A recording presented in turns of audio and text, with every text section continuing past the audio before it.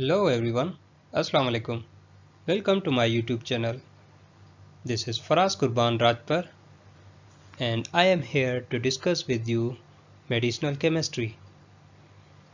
So our today's lecture is the medicinal chemistry of the steroid hormone. In today's lecture we will discuss about the basic medicinal chemistry of steroid hormone. These are the outlines for today's lecture. In today's lecture, we will discuss about the basic introduction of steroids, physical and chemical properties of steroid, therapeutic classes of steroid, changes to modify the pharmacokinetic properties of steroids, steroid ring nucleus, in which we will discuss the different type of chemical ring nucleus structures that are present in the different type of steroid hormone and other steroid compounds. At the end of lecture, I have compiled some quizzes for you from this lecture so that you may evaluate yourself that whether you have achieved the desired learning objectives of this class or not. So let's start today's lecture.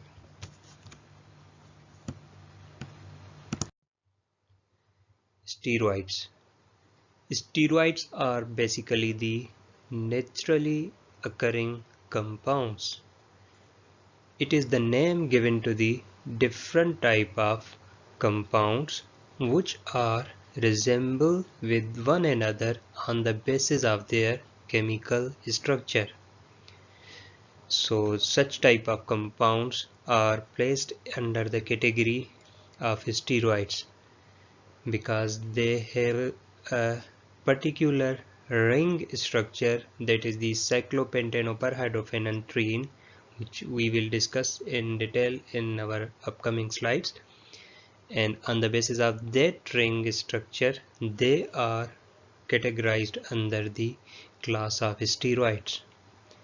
And these are present in the animals as well as plants. Different compounds like some of the steroid hormones, cholesterol, cholic acid, and ergosterol. These are the example of different compounds which are placed under the category of steroid on the basis of their backbone ring structure.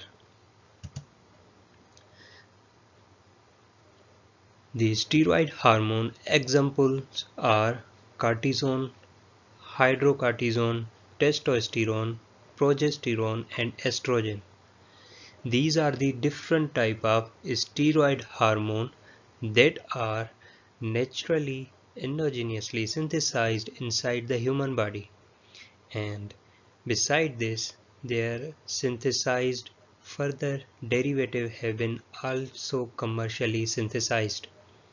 So all these are categorized under the class of steroid hormone because their structure resembles to the steroid nucleus. Now the chemical and physical properties of steroids. So in appearance they are crystalline solids. Most of them are white crystalline solid, and their shape can be needle-like, leaflet, flatulate, or some are amorphous particles, and their appearance or the morphology depends on the particular type of compound. As far as their solubility is concerned, they tend to be water insoluble because these are the compounds which have the higher number of carbon atom. So due to the higher number of carbon atom in their ring nucleus, they are nonpolar in nature, and nonpolar compounds are usually insoluble in water. So that's why steroids are water insoluble. We can modify the solubility of steroid hormone, or we can enhance their solubility in water by certain modification in their structure. Like we can add the hydroxyl group, or which we can do by the chemical reaction, okay, or the introduction of certain polar groups, polar functional group like hydroxyl, ammonia, sulfone, and other polar functional group will improve their polarity, and which enhances their solubility in water. There are salts of steroid hormone also commercially available, and their salts tend to be water soluble. Therapeutic uses. On the basis of therapeutic uses, steroid compounds are arranged in the different categories, like some of the steroid compounds, which are mainly the steroid hormone, function as anti-inflammatory agents. These are the glucocorticoid. Among these, cortisone and hydrocortisone are well-known anti-inflammatory agents. There are certain synthesized derivatives like prednisone and prednisolone. Beside this, aldosterone, which is the mineralocorticoid, is helpful in the salt retention inside the human body. Some of the sex hormones like estrogen, progesterone and testosterone are responsible for building of the secondary sexual characteristic in both male and female. Testosterone is usually considered as an androgenic hormone which is present in higher concentration in the males, and it is responsible for the androgenic and anabolic functions. Estrogen and progesterone, on the other hand, is usually synthesized endogenously in higher concentration in the females. Norethstrone is used as an oral contraceptive. Beside these steroid hormone, there are other type of compounds that resembles with the steroids on the basis of their basic ring nucleus. Like one of the well-known cardiac glycosides, digitoxygenin, is also helpful in the cardiac diseases, is categorized in the steroids. And beside this, there are the certain diuretics like spironolactone, antibiotic like fusidic acid, neuromuscular blocker like pancuronium chloride, and vitamin D precursor, ergosterol. These all are basically belongs to the class of the steroids.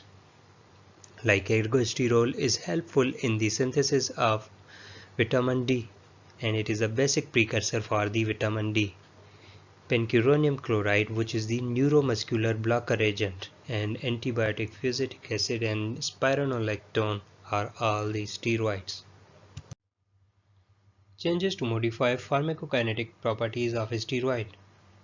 The pharmacokinetic properties of steroids, like its absorption, distribution from the target organ sites and inside the body, are important. So, in order to achieve the optimum pharmacokinetic properties, the steroid structure can be modified. Like in case of intramuscular injections or in case of dermatological preparation, we need a formulation that that have the higher lipid solubility. So we will modify the structure in such a way that it contain the higher non-polar functional group and the less polar functional group in order to have higher lipid solubility. Next is, for intravenous preparation, we need a formulation that possesses the higher water solubility. So, as steroids are normally insoluble in water, so we will modify its structure by introducing certain polar functional group, and then by doing this we can have a dosage form, or we can formulate a product that will be suitable for IV preparation. because of having higher water solubility. There are certain steroid hormones like progesterone, estradiol, and testosterone, which if we taken orally are usually inactive because of their rapid metabolism, and they are usually inactivated in the GIT. So, in order to achieve the optimum therapeutic effect, their synthetic derivatives are being synthesized inside the labs of these hormones because they are orally inactive in the form in which they are normally available. So their synthetic derivative are formulated, their synthetic derivative are synthesized, which have the higher oral absorption. For example, their ester derivatives are made. Beside ester derivative, there are certain other derivatives which are made, and the main function of their in order to have the higher absorption, in order to show the active steroid nomenclature. Now let's understand the basic ring nucleus or carbon skeleton nucleus that is present in all type of steroid compound. So generally, all type of steroid compound contain the 4 basic rings, and these rings are named as ring A, B, C, D on the basis of their nomenclature. The ring ABC resembles with the aromatic compound phenanthrene, but the difference is in case of phenanthrene we have the alternate double bond between the rings, means we have the aromatic 3 benzene rings that are fused that makes up the phenanthrene nucleus. But in steroid nucleus all the double bonds are saturated, there is no any double bond, so that's why the ring is termed as perhydrophenanthrene. The ring D is named as cyclopentane ring because it contains the 5-member carbon cyclic ring. The overall nucleus of the steroid is known as cyclopentanoperhydrophenanthrene because in this cyclopentane ring is fused with perhydrophenanthrene ring. This will make up the steroid nucleus. If we consider these 3 ABC rings as individually, then we can observe that it can be termed as a cyclohexane ring because we cannot term it as a benzene ring or aromatic because there is no any alternate double bond. So it is usually a cyclohexane ring. So this is 1, 2 and 3. So we can also say that steroid nucleus contain the 3 cyclohexane rings that are fused with one cyclopentane ring, that is the ring D. Overall, total 4 ring that makes up the steroid nucleus, that is cyclopentanoperhydrophenanthrene.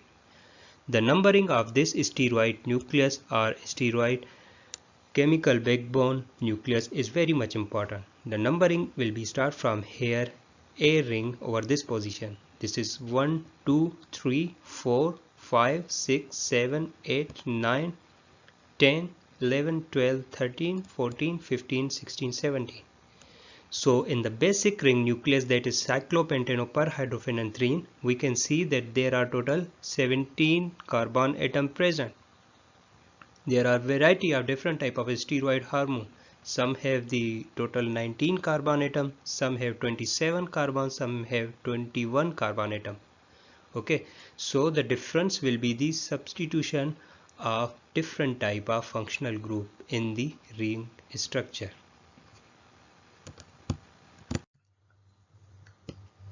There are certain other types of ring nucleus that are responsible for different type of steroid compound, like one of them we have already discussed, carbon 17 is known as guanine. There is another, carbon 18 will be termed as S-strand. Carbon 19 is the androstrand. C18 S-strand, EST is the renin because it means it is responsible for the synthesis of estrogen hormone. C19 is the androsten. That nucleus will be responsible for the synthesis of, or it will be available in naturally occurring androgen hormone.